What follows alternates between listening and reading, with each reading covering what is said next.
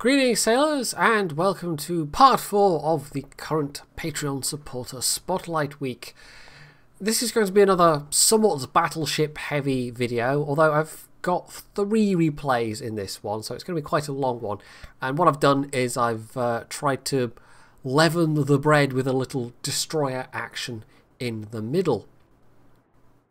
I think there'll be at least one more warships. Well, I mean, there will be one more warships. I think I will go for 6 videos. So there'll be tanks tomorrow and then another warships one to finish things off with. And the warships ones are like I'd probably get sent maybe not quite an equal number of warships and tanks replays, but enough warships replays that it actually gets a bit awkward sometimes, because of course the warships replays are going to always be longer for the most part. I mean, I had a game of World of Tanks the other day, and if you follow me on Twitter you'll have seen this, where it was an encounter game where it takes longer to cap, but we capped in 3 minutes and 6 seconds. So even in a mode where it takes theoretically longer to cap, we still capped inside of 3.5 minutes. World of Warships, yeah, even a loss, well, with the victory point system, it's usually not going to be that drawn out with a really one-sided game, but occasionally you will get a loss that just feels like you're waiting for the inevitable end and it just won't quite happen, and so you're just stuck there waiting and waiting and waiting. I don't know where I'm going with this, by the way. I've had another like, I was up quite late finishing the video yesterday.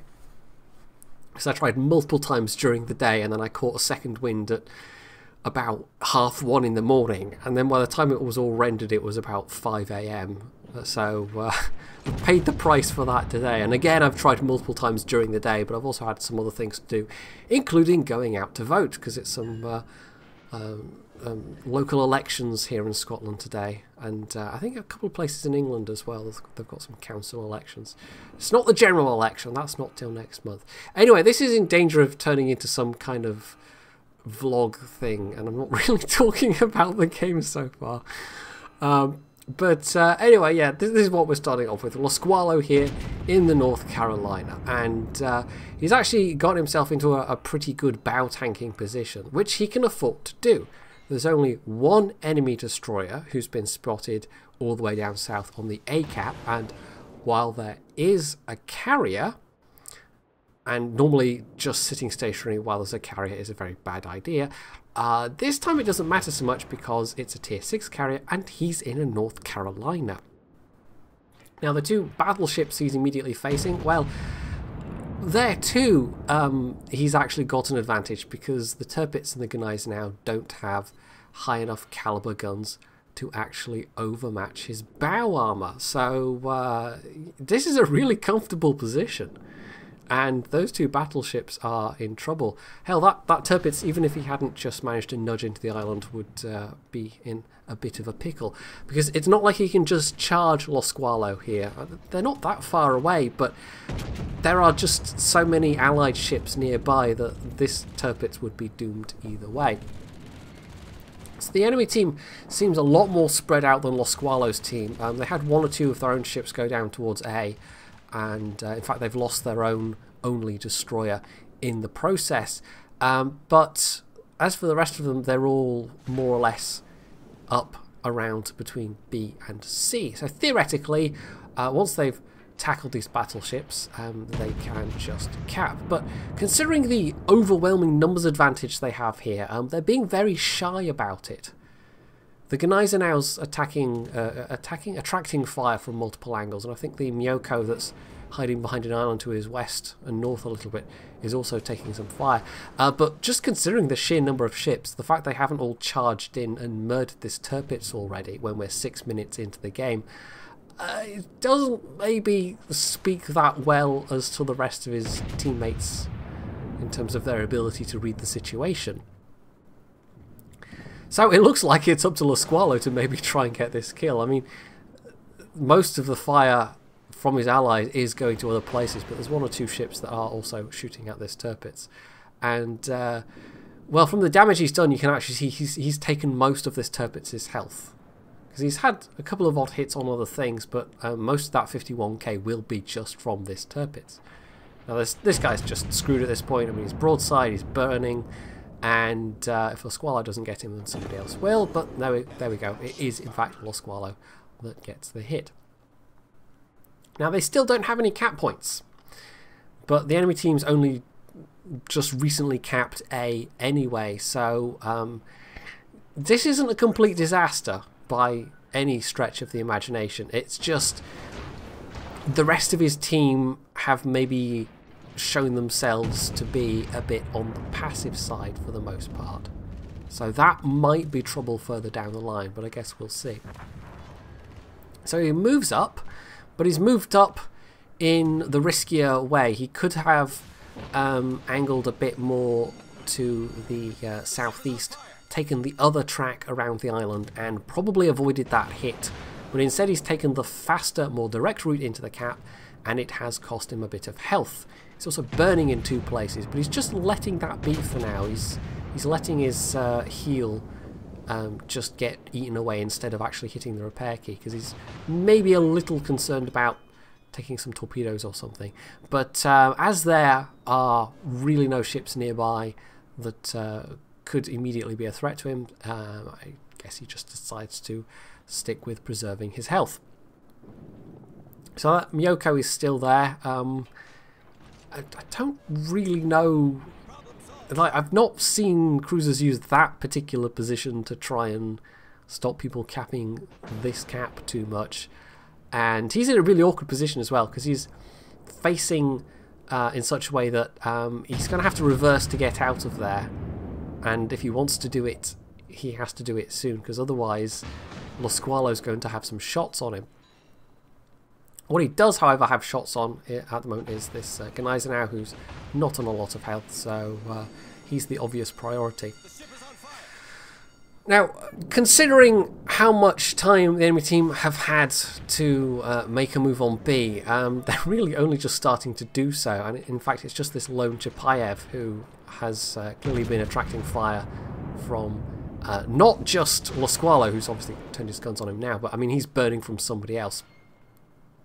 So Lasqualo actually interrupts that cap, but talking of cap interruptions, oh, there we go, he's only just made it to the 100% cap before he drove out and got a bit of a reset himself. Now the Myoko at this point does a really bizarre thing. This is just suicidal.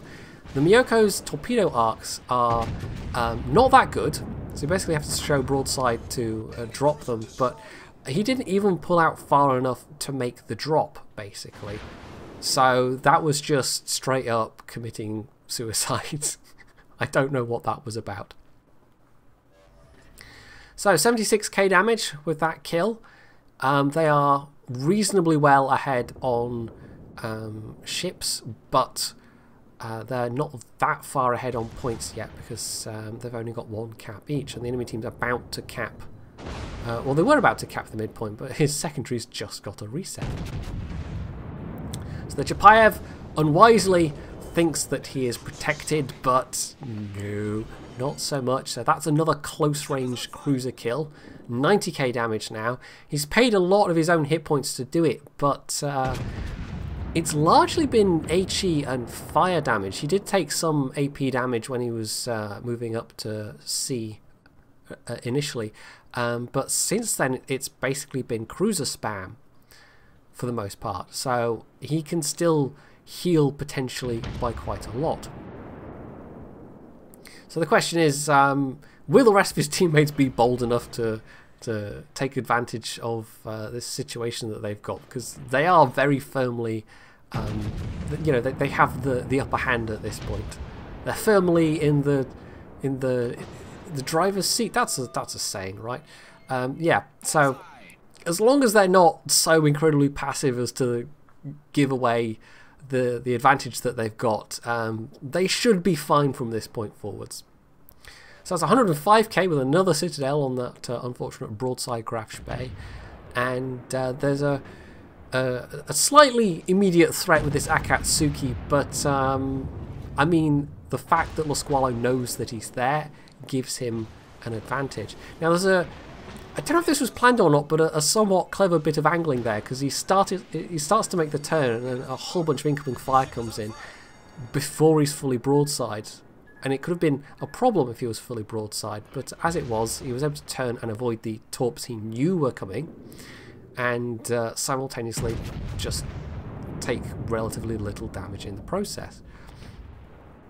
Now, once again, I mean, he's spotted. He knows that destroyer's still there, and you'll see any second now that... well, this has to be in anticipation of there being torpedoes, and there they are. Now, he could have put his own spotter plane out and maybe gotten a bead on the destroyer itself, but when you're using a spotter plane on a battleship like this, I tend to go for fighters myself if they're available for the most part, but using the spotter plane, of course, shifts your point of view. So it's entirely possible he didn't want that to happen, because a lot of people find the spotter plane point of view harder to use. So what's left of the enemy team? Well, mostly they have battleships. In fact, it's now just all battleships, with the Akatsuki having been destroyed by their Colorado. And of those battleships, one is a tier 5. And he's now dead, so he's not such an issue. I think at this point, personally, I would have maybe moved forward to engage the Tirpitz that's closer. But Lasqualo spends some time picking on these poor defenseless lower tier battleships. Well, maybe not so much, having said that. I mean, if he'd pulled round and showed broadside to the New Mex and the New York, with just the sheer number of guns that they have, they still could have done him quite a lot of damage. So this was probably the prudent course of action, to try and take care of them first. Now he does sort of 20-25 seconds later actually then do that, move round to tackle the Tirpitz, and maybe it's because he felt he could ignore the New York, who in any case is actually focusing their team's Bayern, so he can be reasonably sure he's not just going to get shot at.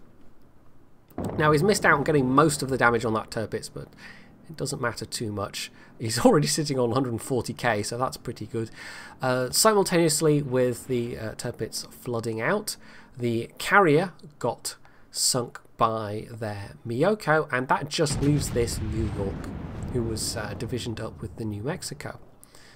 So first shot out, but it doesn't account for quite how slow this New York is travelling. So he's going to have to adjust a little bit closer for the next one. But I mean, he's got a fairly good broadside right now, and New Mex versus New Carolina. It's the New Carolina class, you guys. The North Carolina versus New York armor.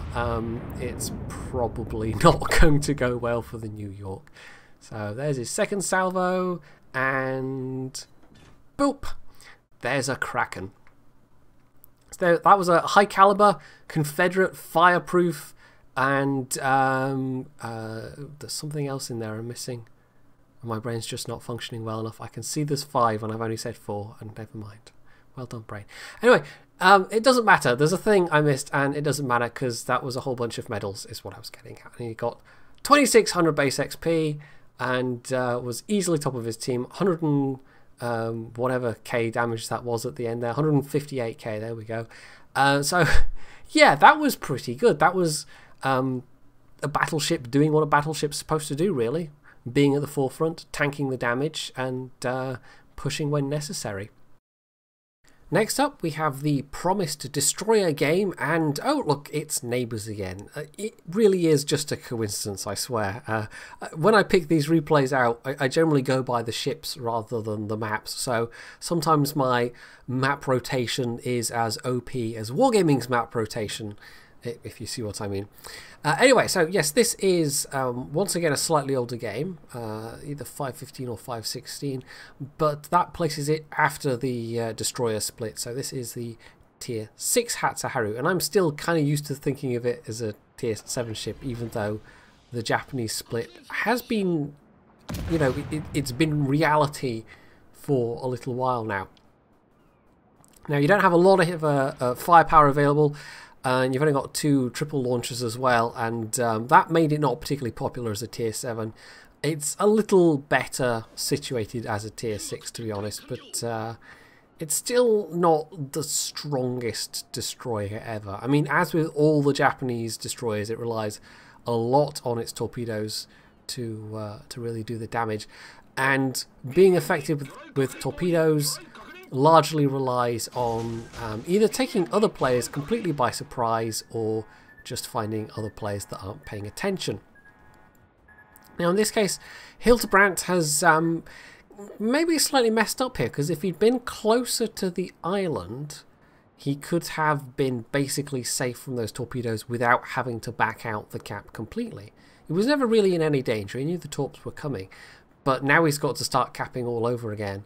And, well, we know that destroyer's still around somewhere, so he could easily, once again, just get back in the cap and stop him from capping. And there we go.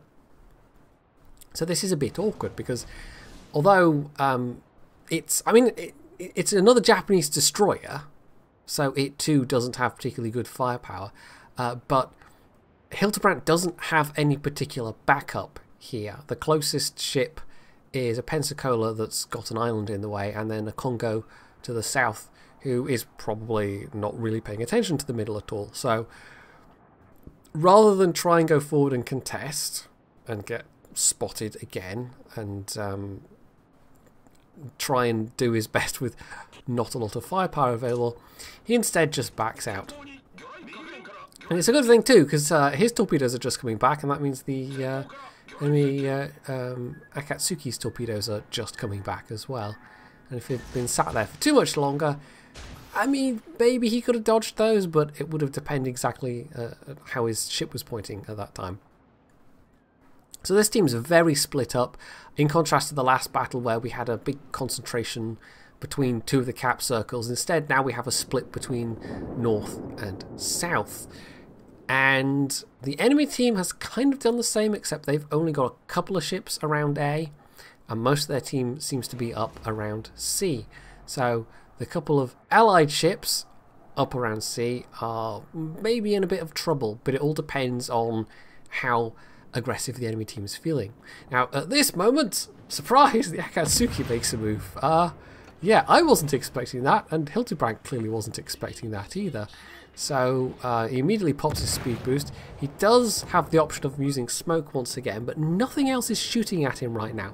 In fact, the Akatsuki took an awfully long time to start shooting at him, although it might have been he was waiting for his turrets to come round. Although, having come round the island expecting to spot somebody and find somebody on that side, you'd think you would have your turrets turned around for that, but never mind.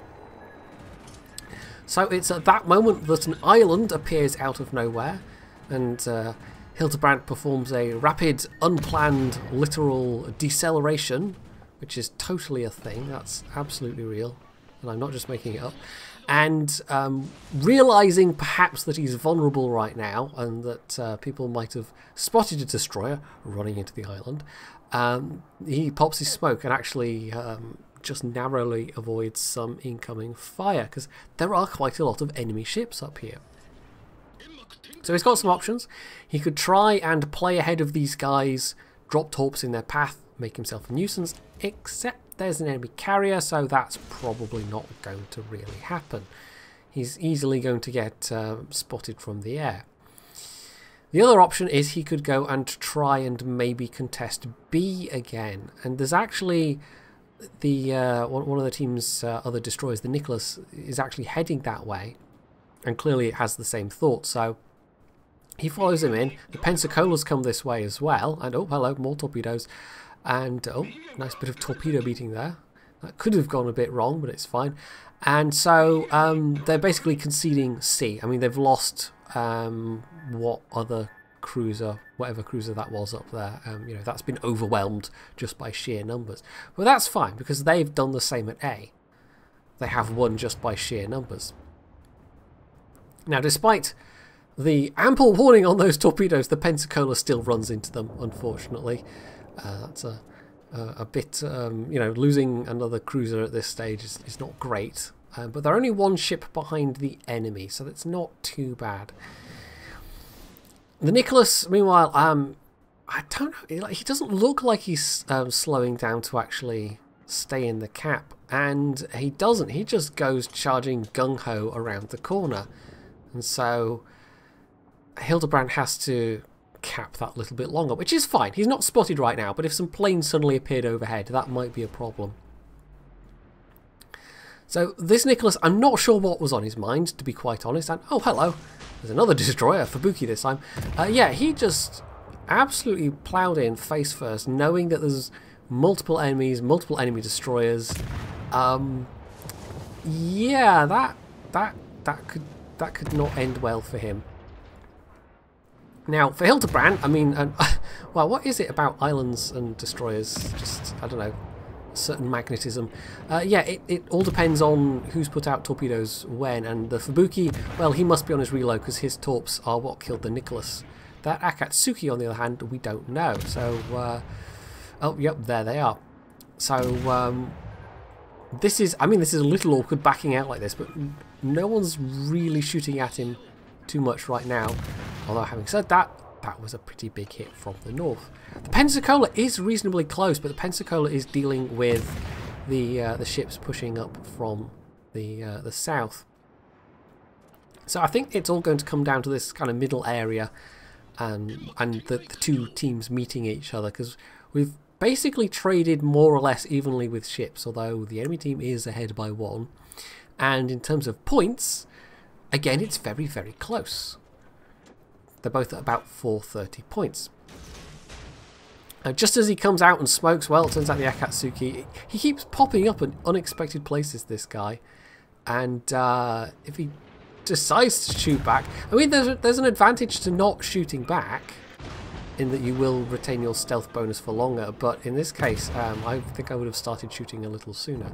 So, he shaves a bit more health off Hildebrand, and clearly had hoped to surprise him with torpedoes, but Hildebrand's had reasonably ample warning. These got spotted really early, these torps. So, yeah, basically he's safe in terms of not getting hit by those. And the real danger was that one of those battleships might have decided to shave a bit more health off. Because he's down a bit now. He's traded away a bunch of his health, but he's also done some damage to enemy destroyers.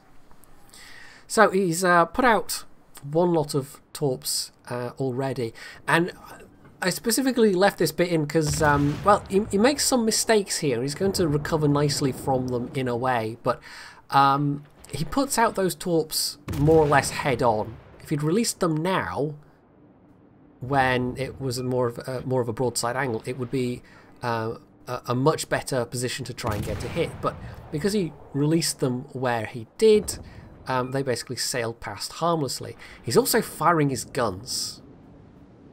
And it's not just the fact that there's the Miyogi and the Kongo there, but he's rapidly coming into range of the Koenig and the Nagato as well. That's incredibly risky. So I think breaking stealth at that point, oh, gets a bit lucky with the Nagato, and not so lucky with the Koenig. Oh dear. Yeah, that was not worth the risk, in my opinion. I think he should have tried to even with the drop not working out, he would have been much better off just staying stealthed and setting himself up for another drop. And actually, this next drop is much better because they're pushing B, and because they're coming round from behind that island, unless they are smart enough to check their speed, and I mean, they probably assumed that he'd be firing torps at the front battleships, and instead he's firing torps at them. So they've just been going in a nice straight line, and his torpedoes have the range, and so he's going to go from 17,187 health hit points, damage done. I got there in the end, to over 50,000, 60,000, 71,000, and one of them is still flooding. So there we go. Suddenly this game just got a little bit nicer. Now, Japanese destroyers are often like this. You'll have 90%, well, not even 90%, 90% is too much, 75% of the battle where you are sailing around and you've got a little bit of damage, and then suddenly the gods smile on you, or rather inattentive enemy battleships smile on you, and suddenly you're tens of thousands of damage up, and it actually turns into a really good game. But then there are other times when the former state just lasts the entire game, and you end with very little damage indeed. And that's especially likely when there's a carrier in the mix, because carriers are annoying. They have an annoying tendency to come and spot you, even if they're not actively trying to sink you. In this case, though, the carrier's been occupied trying to defend himself. Because as you can see, I mean, Hildebrand significantly weakened them. He got a lot of flooding damage out of, I think it was the Koenig, but I'm not sure. And they've now won this one very handily. And he's even felt confident enough to open fire on this Congo, because the Congo is engaging the New York, and therefore his turrets are completely the wrong way round. And provided Hildebrand doesn't get close enough for the secondaries to start firing, which is fairly close range on the Congo, he can just do this. Now, he could have stayed stealthed. Once again, he could have stayed stealthed and set himself up for a torpedo drop, but maybe he was just feeling a bit less confident about the Congo going in a straight line when he knew he was going to be maneuvering to take out an enemy. So, the New York has unfortunately died to the Congo, but Hildebrand sneaks the kill with fire damage, and that's now put him at over 100,000 damage overall. Of course, a huge chunk of that was from the torpedo hits, and then I think there was about 10+K flooding as well. So, combined with the 10 or so K he'd already done with guns earlier on, it's all added up, you know, quite nicely. But he made some mistakes along the way and nearly paid for it with his ship. So they won that one on points. As you can see, it was quite a nice roster of ribbons, but no awards for, you know, he didn't get a liquidator or anything like that.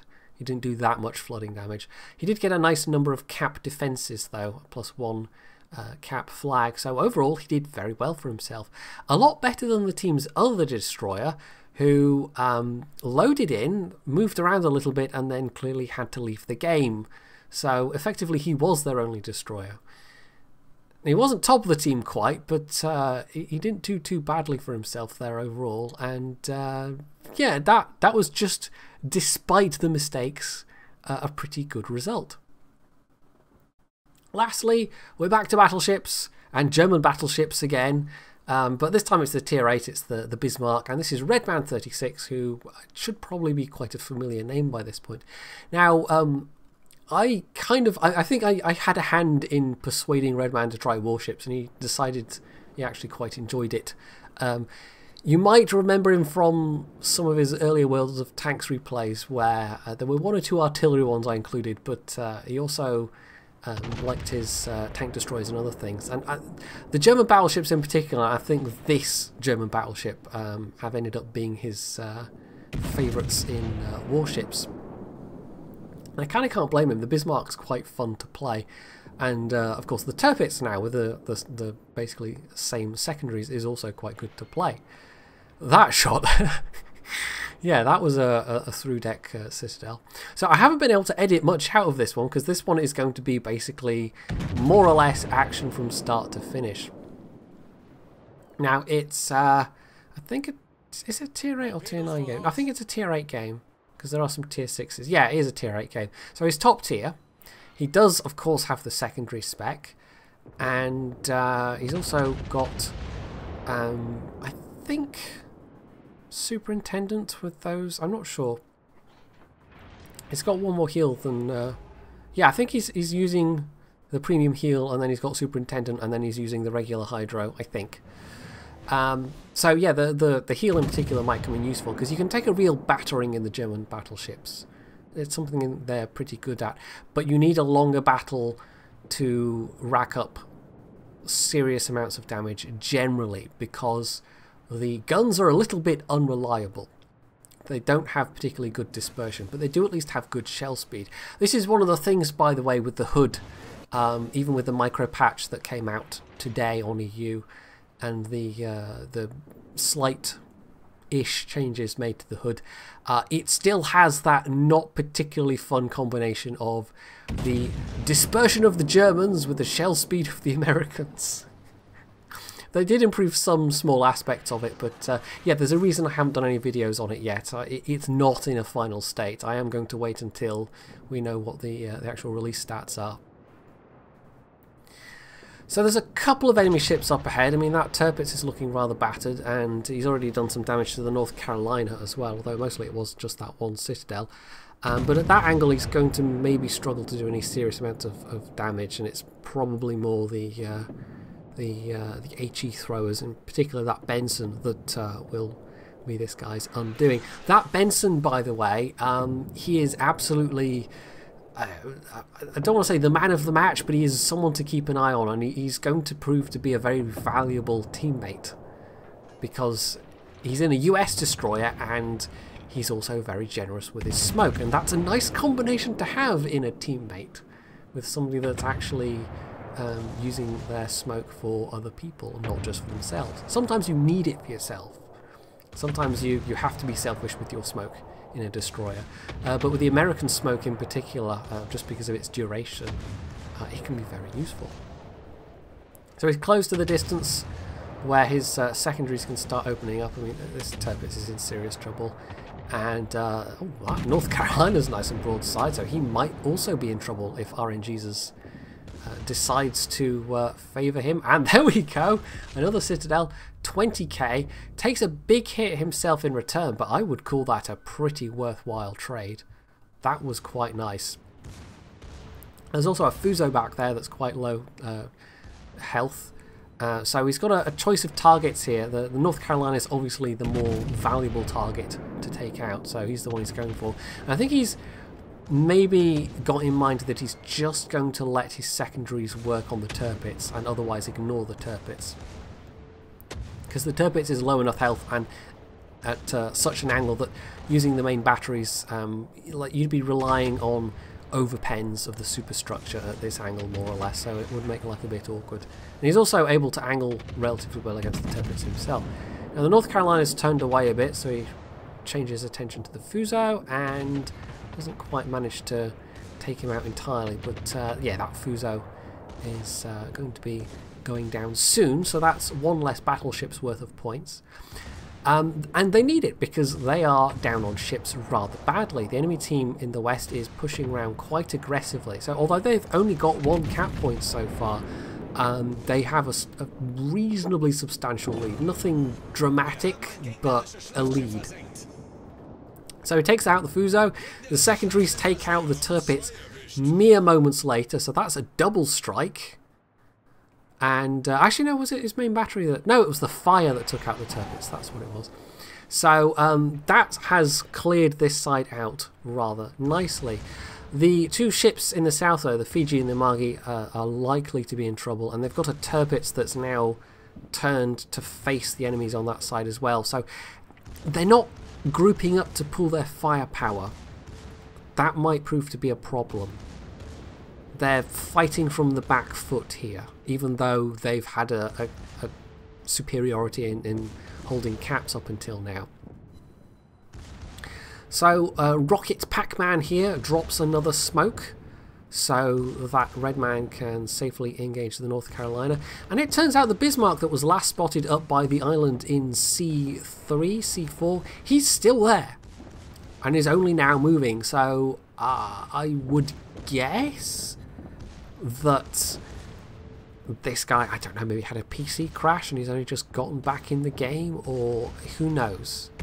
This is somebody that basically spawned there, hadn't moved up until now, you know, 8 minutes into the game, 8.5 minutes even, and is only now just making their presence felt. And that's a bit annoying because not only does Red Man have to deal with this North Carolina, but now there's a full health Bismarck over there as well, and this is all delaying him from trying to help the team on the other side. But I don't think there's going to be much of a team on the other side left for much longer, because the Amagi must be taking multiple hits, and then the Tirpitz is trying to push the cap, but there's a destroyer there.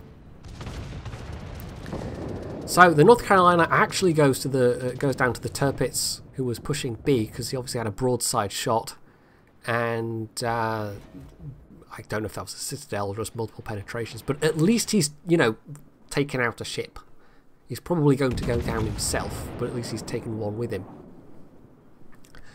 So now onto this Bismarck, who turns a nice broadside, or gives a nice broadside, and so that was a nice 8k right there. In fact, over 8k, nearly 9k.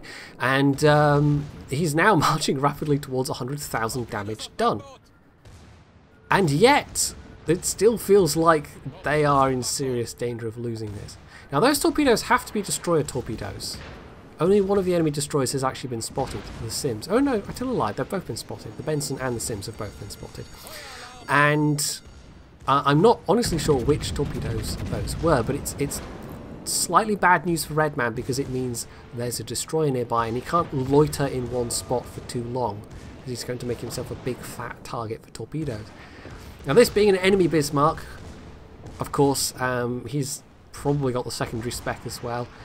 Even if he doesn't have a complete secondary spec with, you know, the equipment and everything, he's more or less within range of even just what the base range of the secondaries would be. So even just AFT and a flag, you can still get to like 9.3 kilometers. You can't get the full 10.6 or whatever it is, but you can get close to it.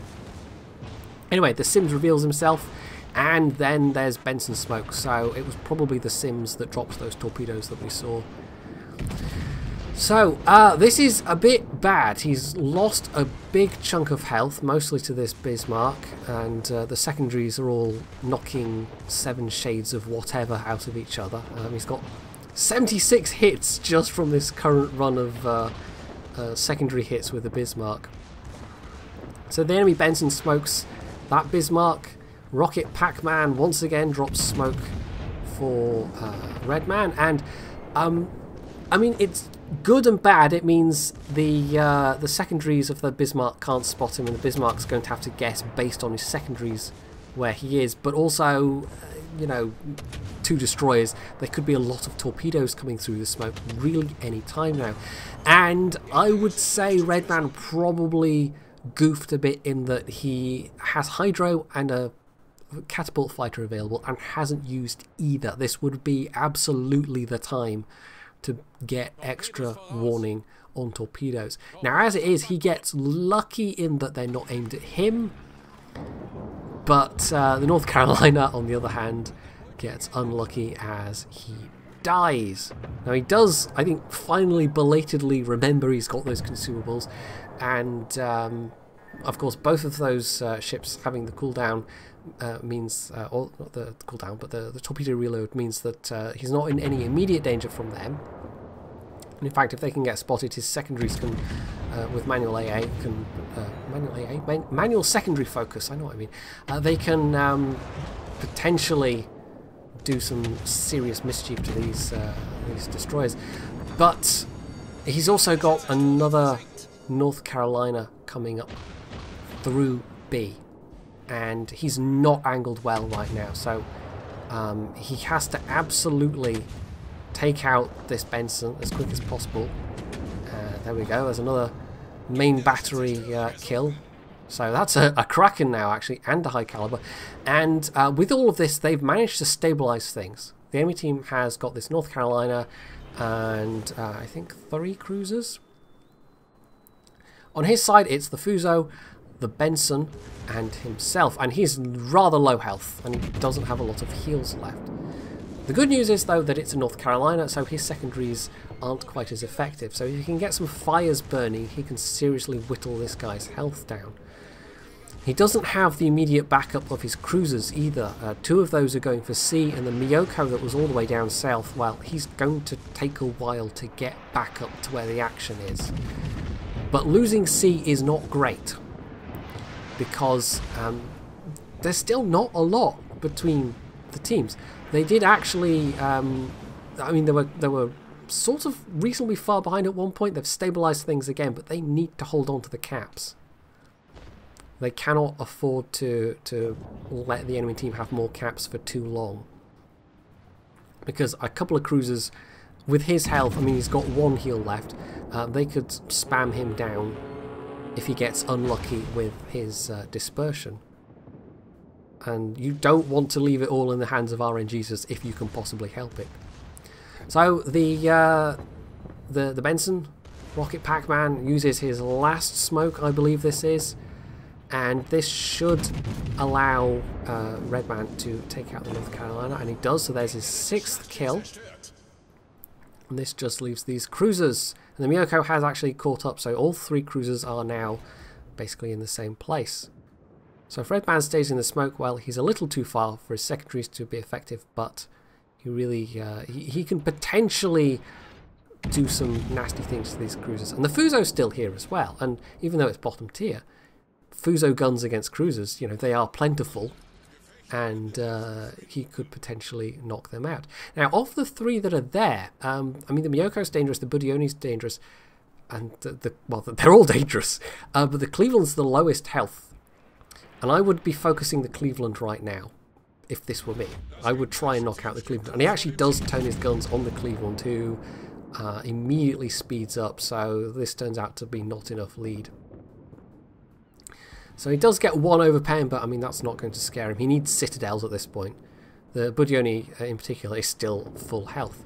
Now, the Fuso is still quite healthy as well. He's got actually more hit points than Redman does. But we can't afford to be complacent here. 2 of these 3 cruisers have torpedoes. Now, it's at this point the Cleveland makes a break for D. And that's not good. They're going to lose their last remaining cap. Okay, there we go. There's some Miyoko torps, but they're going to run out before they actually get to the smoke. Well, they should do, anyway. Fingers crossed. I mean, they're 10-kilometer torps, so if they somehow manage to magically go further than 10 kilometers, that would be quite something. But anyway, so yeah, he needs to kill something.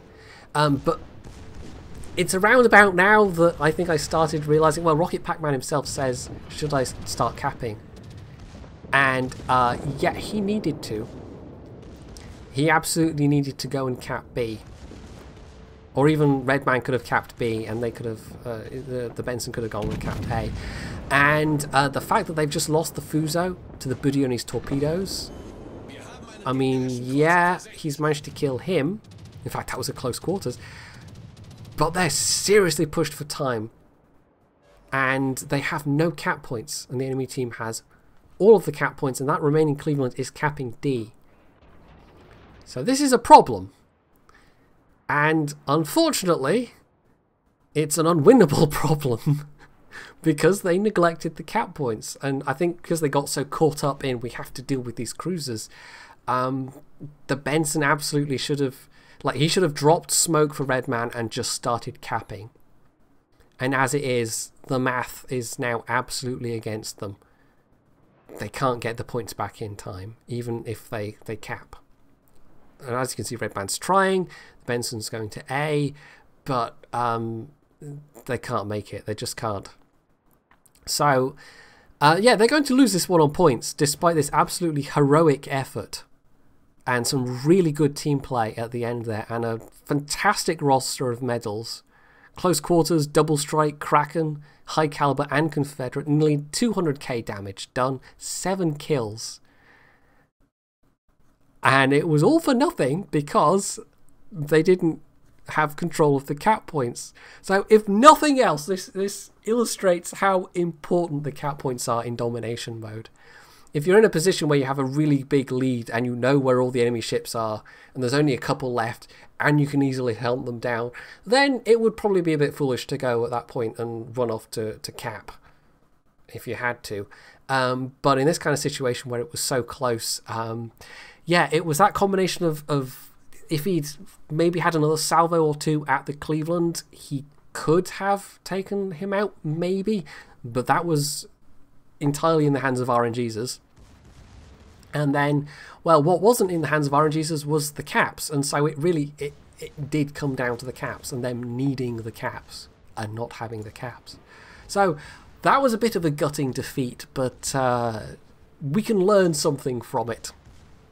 And you know, the thing we should learn is don't ignore the caps. There you go. It was a really easy lesson to encapsulate. So that's it for this super long one. I'm actually finishing doing this at like 2 in the morning because yet again, as with yesterday, I think I said this at the start, this has been a bit of a spread out recording.